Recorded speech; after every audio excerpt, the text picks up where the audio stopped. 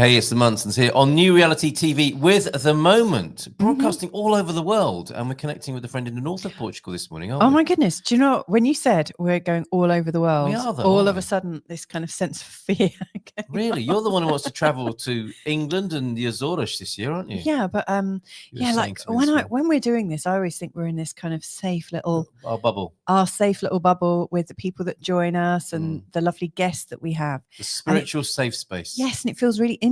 And then to suddenly consider that this is going out across the world. Yes. On different platforms. Oh, sorry. Okay. Feeling spun out now. It is great to be here on New Reality TV and a number of other platforms. And it's great, yes, to be a part of this fantastic community. Please say hi in the chat, if you will, and let us know how your week's going as well. I haven't put this ticker tape up this week, and it's already Thursday. This week has absolutely flown by. Oh, yeah. Now, this saying, sing like nobody's listening, dance like nobody's watching. What's the other one? There's 3 parts to it, aren't there? To just basically, I don't know. I feel like freestyling and making something up. Go on, make up a third one. Cook like nobody's going to eat it. That is what I do. That's not very helpful, is it? Okay, but sing like nobody's listening. We're quite okay with that, aren't we? We like to sing at home. However, with the dancing thing, I'm a little bit more self-conscious. I'm very wooden. Are you? Yeah. We did have a nice dance at the party recently, didn't we? You and I. Yeah, I was. Do you remember? Did you like that? No, I felt a bit self-conscious. Did you gush with love as I took you by the hand and led you to the dance floor? I did, and then thought, oh my God, all these people are watching. This rush of, oh my God, all of our dances we've ever done before have always been slightly awkward. Right. I like, when I'm intimate, like really close to you. Yes. I just want to pull you in for a hug and a snog. Yes, that sort of ecstatic. Yeah. Right, because we are talking about ecstatic dance this morning, and a dear friend. I have actually been to an ecstatic dance. Have you? Yeah, but what was your experience of it? Well, maybe I will share it once we've introduced Nunu, because I wouldn't want to sort of butcher this session with my own. Can I tell you quickly what mine is? Go on. I dropped a friend off who was going to a weekend of ecstatic dance. Yeah. And I dropped them off at the entrance, and all I could see in this hall, it was darkness, and I could hear music coming out, and I could see people throwing shapes inside. Like throwing plates and things. No, shapes. They were moving. And she went in and she got involved in the dancing, and I drove off, and I thought I would find that quite difficult. So let's find out from somebody who's made this journey. Yeah. Who's actually immersed himself. And I think it's fair to say he absolutely loves this genre, this subject. Nice big virtual round of applause for our dear friend, Nunu Mensch. Hello, Nunu. Hi, Nunu. How are you? Hi. Thanks for having me. Lovely to see you in your baronial castle in the north of Portugal. That, my friends, is a real backdrop, isn't it, Nunu? Yeah, I'm in my cave, as I usually say. It looks amazing. I mean, can we say a little bit about this, first of all? You're in the north of Portugal, near a place called Lamego, I believe. Yeah, Lamego area. Northern Portugal style, is it, of architecture? Yeah, so the walls are made of stone, so big walls. Yes, granite. So basically, it's made of stone and wood, basically. Right. Wow. Okay. No, not wow. A lot to do, and a lot of money to spend on. Oh. So okay, but some fine fixtures and fittings. I mean, this is a beautiful sort of period residence, isn't it? I believe. Oh yes, it is. It is. Yeah, this is a residence of my wife's family with more than 200 or 250 years old. So is it really been in the family for 250 years? Wow, that's yes, wonderful. Yes. Wonderful. So you speak to us from this ancient and excellent place about something that I think is quite new to you. And just so everybody knows, I know you from the corporate world, really, from the business world. And a few months ago, you were telling me how you got into ecstatic dance. And I've seen your journey on this. You absolutely love it. You can't get enough, it would seem. You're often at an ecstatic dance weekend.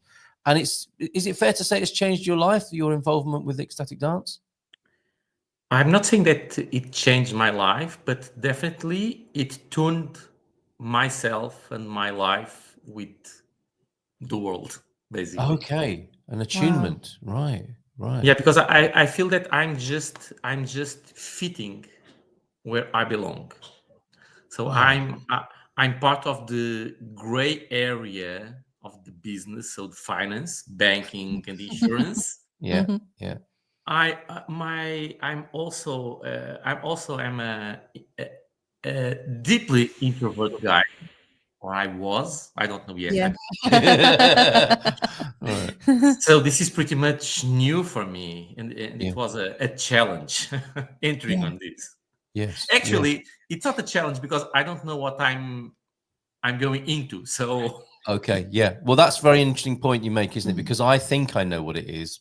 And then based on the ideas of what I think I know it is, I feel a bit self-conscious and think I wouldn't enjoy it.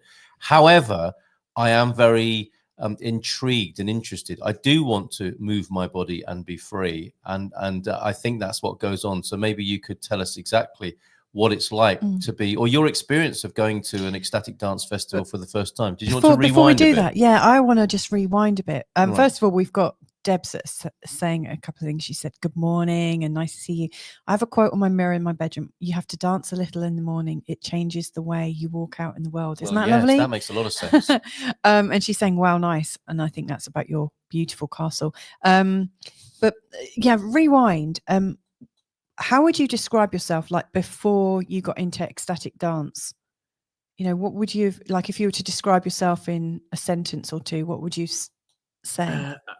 I feel the same person, but I looking backwards, I can see that everything that my father, that already passed away, put me into. So the contact with the nature, basically, it's where I'm going more and more and more.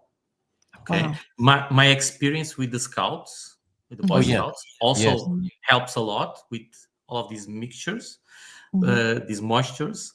But I'm not feeling that I'm different. I'm just assuming myself because I'm doing what I'm happy to do. Yes.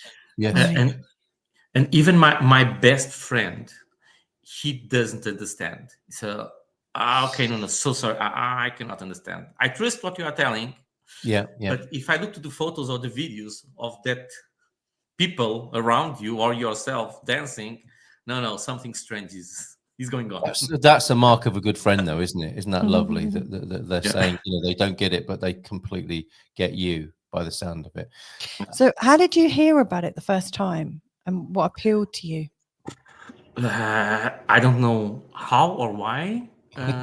On my Facebook, suddenly just pops up an advertising about an ecstatic event. So it's not an event of one day or a couple of hours. It was a 5 days event. And I just read about it was about love and this and that, and why not? I'm not tuned with this, but let's go. I talked with my wife. Yeah. Surprisingly, she said, "Okay, let's go."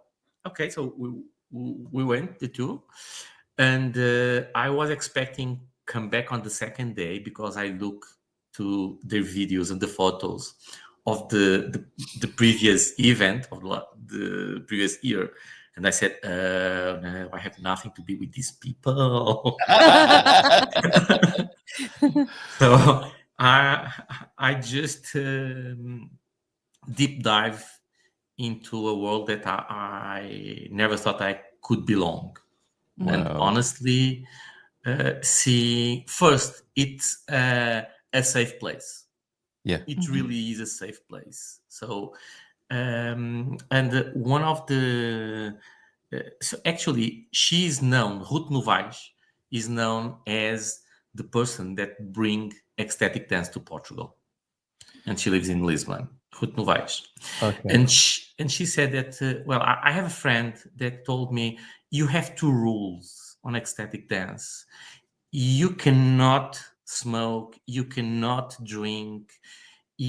You don't need to dance on a certain way. So a lot of rules. And last Saturday, I went to an ecstatic dance promoted by Ruth, and I told her, "Look, regarding this conversation that you had, I have the same opinion, but on the reverse.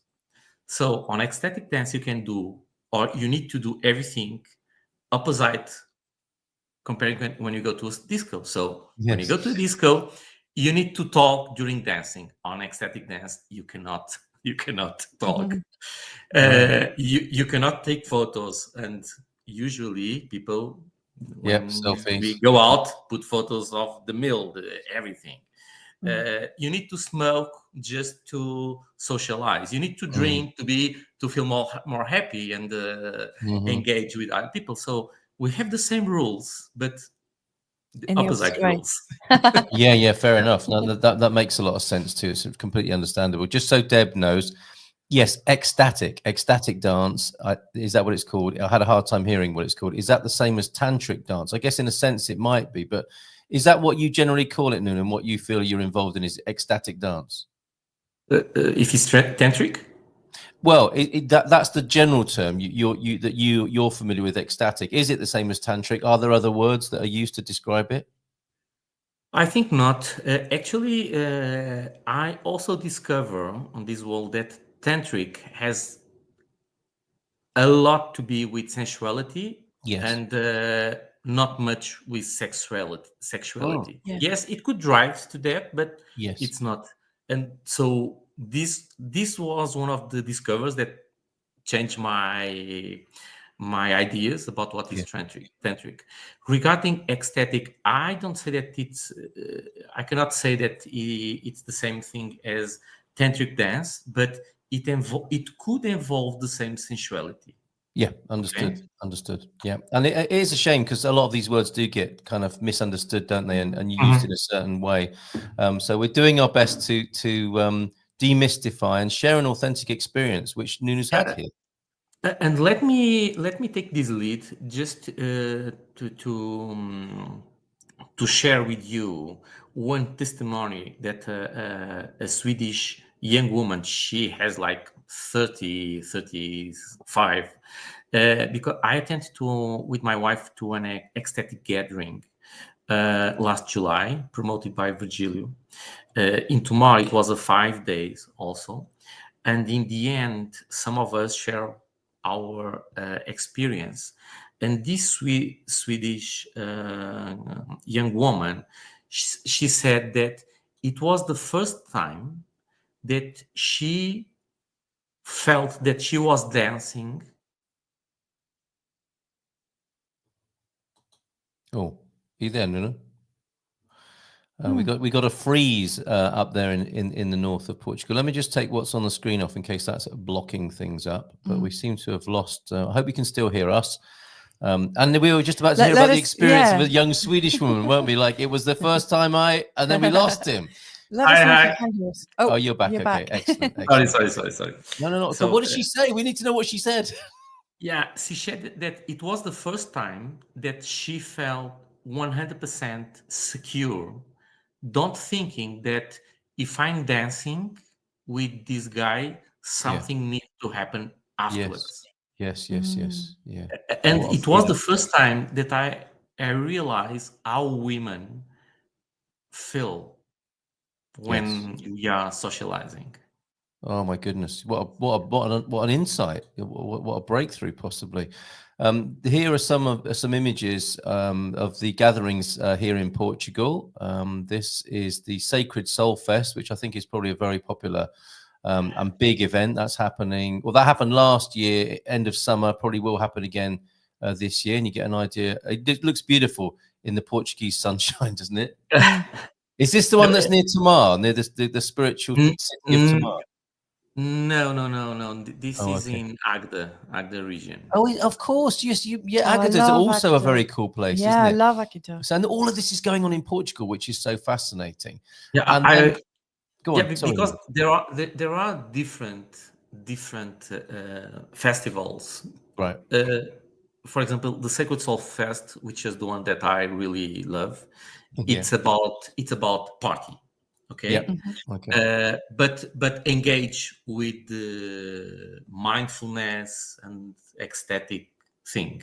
Yeah, consciousness. Yes, consciousness. Thanks, Carl. And for example, the gathering of Tomorrow, that it occurs every year, also in July. It's more about. It has a part of party, but it's more about consciousness and mindfulness and all of this. Yeah. We had a similar problem with our earlier transmission. I am sharing things on the screen, but they're not going out on transmission. So StreamYard, there's a bit of a problem with StreamYard. Yeah. They've put some new software in, and it seems to have messed up other parts of the transmission. So I'm trying another one now, and I'll tell you what I'm describing as well, just in case you can't see it. This is a gentleman who Nuno already mentioned, Virgilio Beatriz, who I think is probably a bit of a leading light here in Portugal. And I will make sure you've got the links to both things we tried to share on the screen with you. So this is what's on at the moment. And this is the ecstatic dance and voice. You were telling me, Nuno, this is fully booked. And this is what it looks like. Now, going back to what me and Mrs. M were talking about being a little bit self-conscious dancing, I would feel terribly self-conscious in this space. Yes, I would, which is a big open hall. What is it? Please don't try and share anything else, because nobody can see it. There's no point. There's no point. Okay, so I will just share links with you.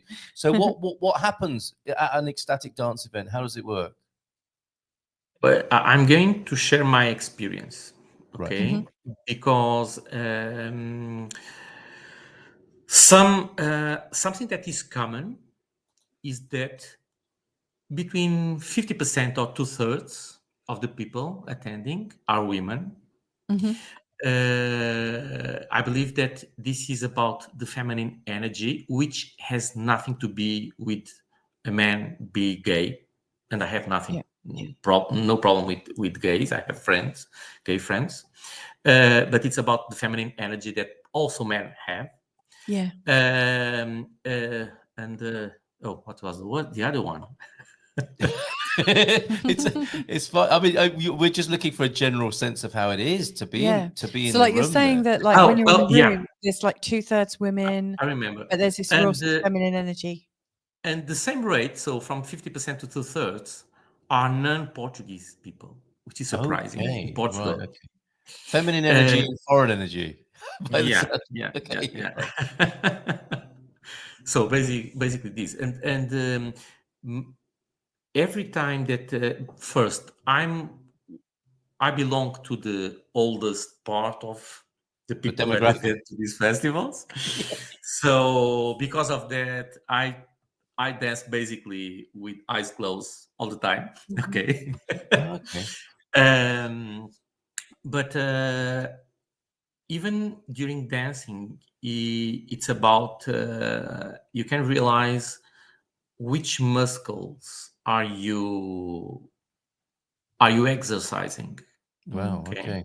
So it's not, for me, it's not about performing well when you are dancing, because I'm the worst dancer that you can. That's very reassuring to me, I have to say. So I just shake my body and do strange movements.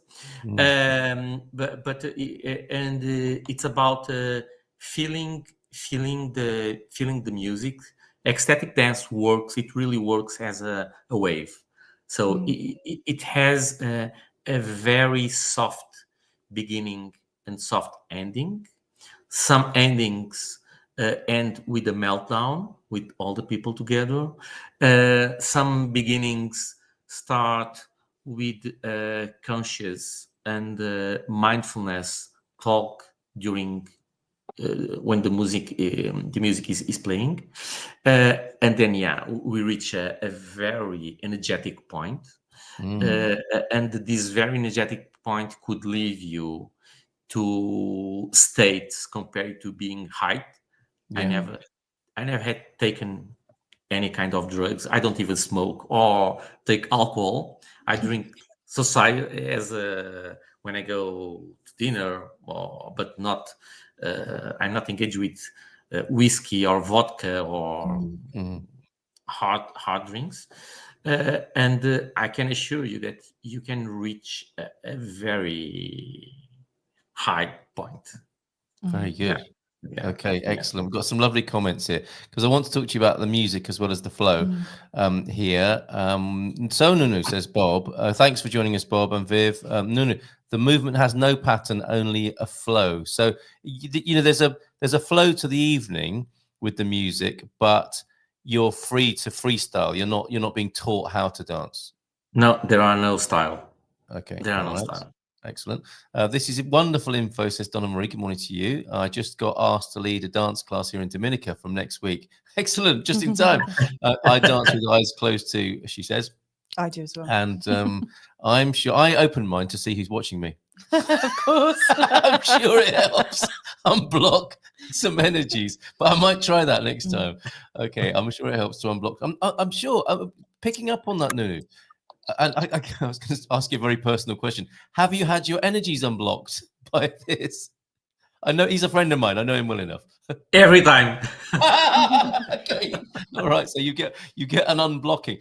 And what is the music like? What's the style of music? What's the genre? And are there classics and specifics that people want to hear?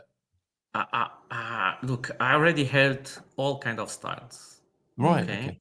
I heard a YouTube video with a guy that also introduced Metallica or heavy metal, and I really don't like that kind of music. But there is one DJ, which is the one that I follow every time, Mushina. Right. And this guy, he's an expert. This guy is mind-blowing with his music.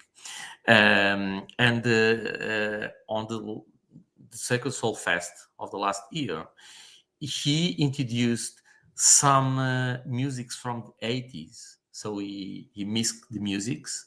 Yeah. Oh, and it was so good, so good. Oh, I'd Unbelievable. love to hear that. Yeah, can you send me a link? Send me a link after the show. Okay, I'd love to hear that. I don't know if I can catch these parts. Maybe we'll find it. That sounds great. We'll find it. I may have one of the videos that I got last year. Let me check. Yeah, because my sort of stereotypical view of what I think the music would be like trance house music, but Yes. something familiar in there as well that kind of takes you somewhere emotionally would be really wonderful as well. Sort of a bit of disco or 80s music. I imagined a sort of slightly trance mixed in with Sanskrit, like with David a bit Pramal. of like Yes. David Pramal and stuff like that, Yeah. so that you've got a real sort of fusion. Yeah, a sounds fusion of soul and also rhythm. good. Yeah. Let your freak flag fly is Deb's recommendation here, and shake it off. I think we're going in that department, aren't we? I think I mentioned in a few shows ago that when I was living in Bali, I met some people that were very, very shiny, and they had been at an ashram where every day they were literally just shaking. Yeah. Like shaking, they would talk about trauma and things, just so things came up in their mind, and then they would shake for a whole day, and they would be vomiting. They would have all sorts of different physical experiences, but our bodies hold trauma within the muscles and our fascia and our posture. And so I imagine with ecstatic dance, a lot of that is also happening because you are kind of shaking but moving. You're allowing your body to just absolutely, like, you're letting your body determine what's going on. Like you step out for a change, right? Like was Carl saying to me that I'm like a head on a stick. I'm in my head all the time, but not really in my body. Whereas I imagine with this, and you can correct me, I imagine with this, you're allowing your body to do the talking. Yeah, your body talk once you are dancing, because you are just because you don't need to perform on there are no correct way. You'd struggle. You are no performing. What? Okay. Yeah, we can just be ourselves. And I realized last year 2 times that, and this occurred me not on an ecstatic dance afternoon or morning, because we are dancing for 2, 3, 4 hours in a row, okay. But when I went to ecstatic festivals from 3 to 5 days, because we also eat vegan or veg. We don't eat meat there on these. They don't provide meat on these festivals. I realized that also my body requires me a different kind of food. Yeah. Mm. Yeah. I just reject sugar, for example. Do you? Right. That's interesting. Yeah, yeah. And I stay in this state for 2 or 3 weeks. Mm-hmm.